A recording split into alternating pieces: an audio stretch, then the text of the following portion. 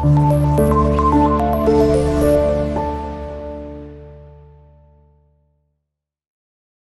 वालेकुम, मैं आपका केमिस्ट्री टीचर मोहम्मद अब्दुल्ला ज़िया। आज का जो हमारा फर्स्ट ईयर की न्यू बुक के अंदर चैप्टर नंबर 2 के अंदर जो टॉपिक है वो है शेप्स ऑफ एटॉमिक ऑर्बिटल्स।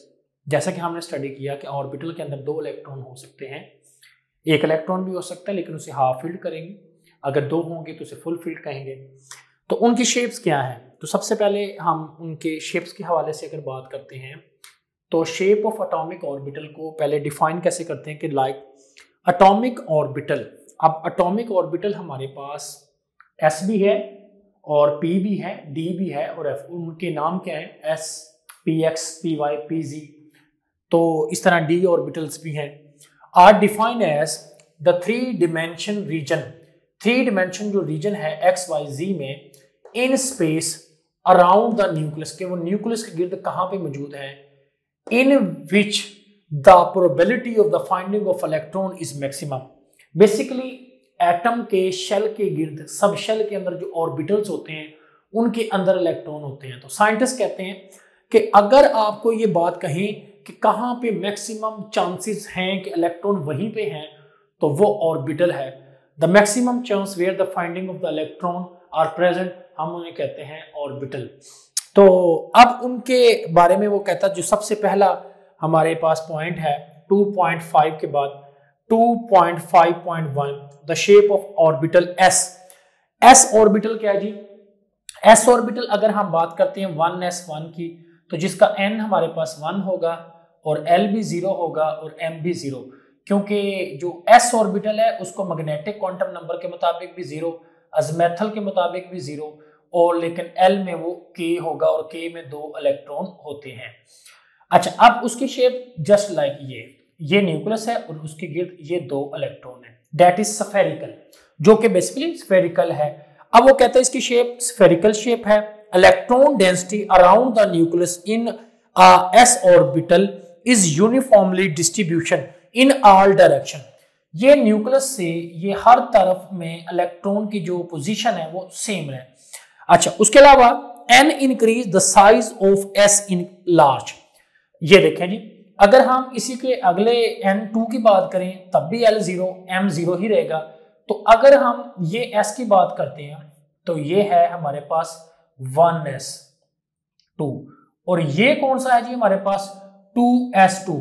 तो 2s2 का साइज 1s से बड़ा होगा। तो जिस तरह एटम से हम दूर जाते जाएंगे तो ऑर्बिटल जो s है उसकी स्फेरिकल जो शेप है उसकी भी लार्ज हो जाएगी।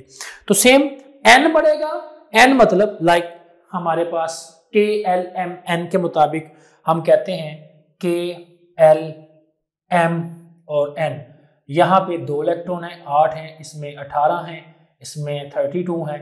अगर इसके मुताबिक हमारे पास हम बात करते हैं 1s2 2s2 2p6 3s2, तो ये जो हमारे पास s है, जिस तरीके से s बढ़ेगा उसी तरह उसकी शेप भी बढ़ जाएगी, तो उसका साइज बढ़ेगा। बेसिकली शेप तो नहीं बढ़ती, साइज बढ़ता है उसकी। बेसिकली शेप तो हमें नजर आती है, तो ये शेप्स आपको नजर आ रही है, इसका साइज बढ़ रहा है। तो n इंक्रीज तो साइज ऑफ s जो है वो लार्ज। ये हमारे पास टॉपिक कंप्लीट। नेक्स्ट है ये हमारे पास p ऑर्बिटल, और p ऑर्बिटल में हमारे पास उसकी जो शेप है ऑर्बिटल्स के हवाले से वो 3 है, px py pz। क्यों? p में होते हैं 6 इलेक्ट्रॉन और 6 इलेक्ट्रॉन जाते हैं px में, py में और pz। तो अब px py pz 2.5.2 टॉपिक के अंदर है। इसमें इलेक्ट्रॉन डेंसिटी जो है वो यूनिफॉर्म डिस्ट्रीब्यूटेड नहीं होती। अच्छा, 2 लूप्स होते हैं जी हमारे ऑन द एक्सिस। अगर हम बात करते हैं, ये देखिए x y z, इसको क्या बोलेंगे x, ये y और ये क्या z। तो बेसिकली ये इस तरीके से 2 लूप्स हैं, 1 and 2, इस तरीके से 2 लूप्स हैं। तो अगर वो लूप इस तरीके से x के हवाले से बने तो इसे कहेंगे px, और अगर वो लूप y के हवाले से बने तो इसे क्या कहेंगे py। ये वाला py, ये y है, ये z है और ये x। और अगर z के हवाले से बने तो इस लूप को कहेंगे pz। ये देखिए 2 लूप से बने, जिसे डंबल शेप कहते हैं। तो ये हमारे पास px है जिसकी वैल्यू L1 है, L1 है, मगर इधर m की वैल्यू 1, -1 और m 0 है, जो कि आपने क्वांटम नंबर से सीखा होगा कि L जो है वो हमारे पास 1 हो तो m होता है 0 +1 -1, px py pc, ठीक है। तो ये इसकी शेप है। आगे है D and F block. D and F block में अगर बात हम करते हैं F ब्लॉक की, जो कि 2.5.3 है, तो हमारे पास वो कहता है F ब्लॉक की जो है उसमें 7 ऑर्बिटल है। जस्ट लाइक इधर देखें F ब्लॉक है तो F में है 14 इलेक्ट्रॉन, तो ऑर्बिटल्स की तादाद हमारे पास कितनी हुई? 7। अब वो जो 7 ऑर्बिटल है वो कहता है orientation in space 7 orbital, the shape of the F orbital are complicated. F की शेप कॉम्प्लिकेटेड है, वो हम यहाँ पे ड्रा नहीं करते हमारे सिलेबस के अंदर, वो कहते हैं उसके लिए कॉम्प्लिकेशंस पैदा हो जाती है। नेक्स्ट है डी ऑर्बिटल के हवाले से कि इसमें डिफरेंट ऑर्बिटल है व different shapes and orientation in space. अब मिसाल के तौर पे जैसे डी की शेप क्योंकि हमारे पास डोमिनेंट शेप है, वो डबल शेप हो जाती है, उसको भी देखेंगे। पहले तो डी ऑर्बिटल की बात करते हैं कि डी में 10 इलेक्ट्रॉन है और जो ऑर्बिटल्स हैं वो है हमारे पास 5। अब उस m के मुताबिक जो हमारे पास 0 +1 -1 +2 और -2, तो ये 5 है हमारे पास, और वो कौन है?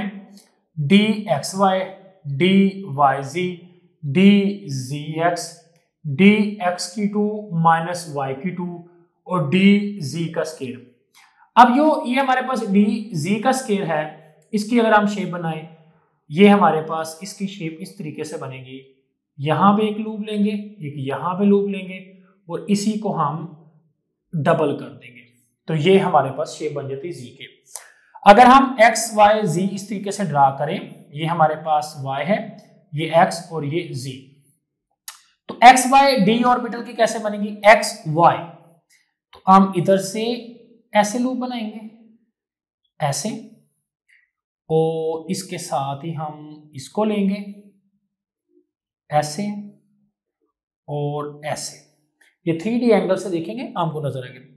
अब हमारे पास x y z, हमारे पास ये y है, ये x है और ये z, ये हमारे पास होगा यहाँ पे y, और इधर से हमारे पास ये y है और इधर z है। z ऑर्बिटल को हम इधर से इस तरीके से लेंगे, इस तरीके से।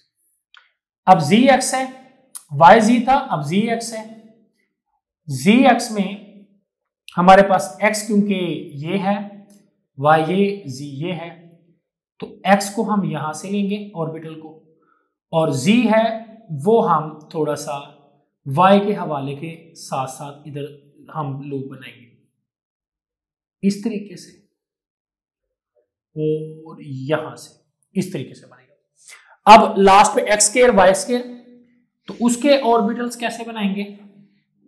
वो हमारे पास जो शेप्स हैं उसमें हम बनाएंगे x स्क्वायर y स्क्वायर। ये हमारे पास y x और ये z, x है तो x की जो शेप है यहां से हम लेंगे और y की शेप्स हम यहां से लेंगे, z को हम टच नहीं करेंगे। तो ये बेसिकली आपने इस तरीके से जो हमारे ऑर्बिटल्स हैं जिनकी शेप्स हमने इस तरीके से बनाई गई हैं, z को उसी तरीके से, और बाकी x y और z को साथ टच करते हुए हम इसके लूप्स की शेप्स बनाएंगे। तो हमारा यहाँ पे शेप्स ऑफ ऑर्बिटल का टॉपिक कंप्लीट हुआ। दुआ में याद रखिएगा। अल्लाह हाफिज।